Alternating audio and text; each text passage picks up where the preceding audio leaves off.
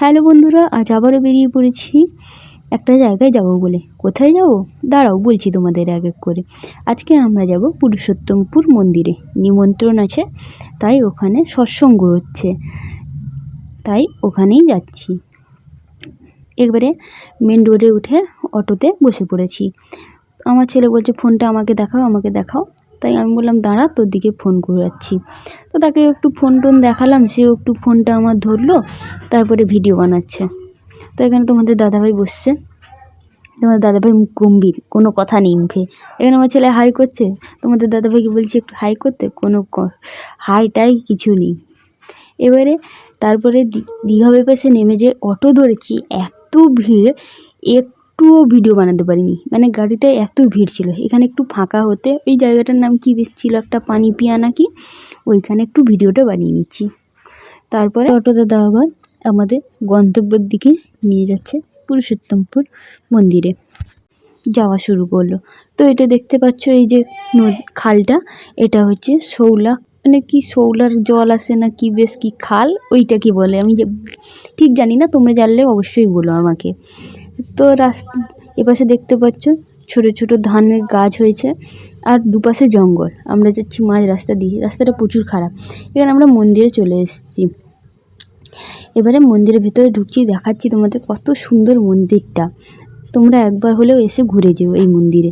তো দেখতেই পাচ্ছ এখানে কত মন্দির আছে, এখানে কত সুন্দর সুন্দর গাছগুলোকে কাটিং করে রেখেছে, ছোট ছোট ফুলের গাছও হয়েছে, আর এপাশেও মন্দির আছে। তো আমরা যাচ্ছি এবারে যেখানে সৎসঙ্গ হচ্ছে সেইখানে। তো এখানে তোমাদের দাদাভাই আগে আগে যাচ্ছে, তার আগে যাচ্ছে তোমাদের বাবাই।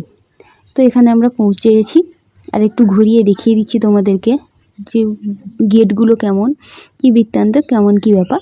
তো এখানে দেখতেই পাচ্ছ এই যে যে বক্তৃতা দিচ্ছে, উনি আমাদের নিমন্ত্রণ করেছেন, উনি হচ্ছে আমাদের দাদা। তো এখানে আমরা বললাম একটু, ছেলে আমার থাকছে না, তাই আমরা বললাম একটু এসে ঘুরে যাই মন্দিরগুলো। তো মন্দিরগুলো যখন ঘুরতে এলাম, তখন আমাদের কপাল খারাপ, দেখলাম মন্দিরটা বন্ধ, সব মন্দিরই বন্ধ আছে। তাই তোমাদের দাদাভাই বলছে যে একটু বাইরের দৃশ্যগুলো দেখাও, তো আমি তাই জন্য তোমাদের ভিডিওর মাধ্যমে সেগুলো তুলে ধরছি। তো দেখতেই পাচ্ছ এখানে তোমাদের দাদাভাই আর আমার ছেলে এসছে প্রণাম করবে। এখানে আমার ছেলের বক্তব্য হচ্ছে যে এই বক্সে যত টাকা আছে সেই বক্সের টাকা দিয়ে সে গাড়ি কিনবে।